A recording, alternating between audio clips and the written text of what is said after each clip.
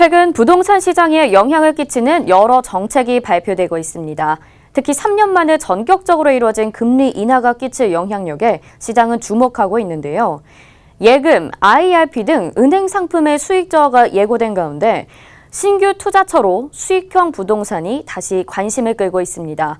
조준혁 기자가 여의도 분양시장 상황 전해드립니다. 기준금리 인하와 함께 시중금리 인하가 예고되면서 기존 투자 상품들에 대한 관심이 다소 낮아지는 분위기입니다.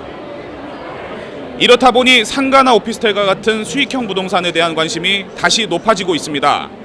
실제 이 같은 상황을 반영하듯 여의도에서 분양을 앞둔 신규 오피스텔 견본주택 현장에는 장맛비가 내리는 궂은 날씨 속에도 많은 사람이 몰렸습니다. 금리가 낮아지면 예금이나 적금 등 금융상품의 메리트가 매우 떨어질 수밖에 없습니다.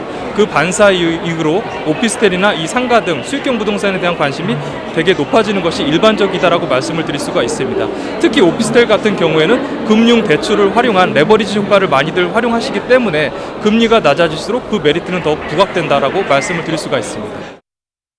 서울 여의도는 대한민국을 대표하는 방송사가 모여있던 곳입니다. 또 대한민국 금융 중심지이기도 합니다. 여기에 대규모 아파트 단지도 많아 직주 근저성에 대한 요구가 높은 요즘과 같은 시기엔 부동산 시장에서 가장 관심받는 지역 중 한 곳입니다. 여기에 걸어서 모든 생활 인프라를 누릴 수 있는 원스톱 생활권을 형성하고 있다는 점도 여의도의 큰 장점입니다. 오피스 밀집 지역인 만큼 각종 상권과 여가, 문화생활을 즐길 수 있고 한강도 가까워 쾌적한 생활을 누릴 수 있다는 특징도 있습니다. 최근 여의도 개발 호재들도 잇따르면서 주거 여건 향상 역시 기대되고 있습니다.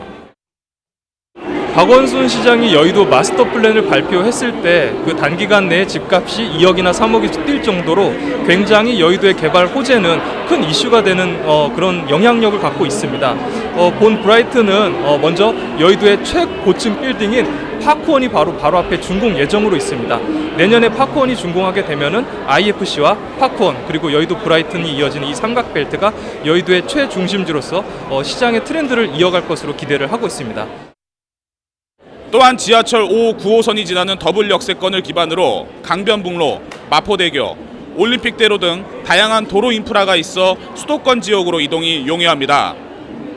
여기에 GTX B 노선과 신안산선, 경전철 서부선 등 추가 교통 호재도 있습니다.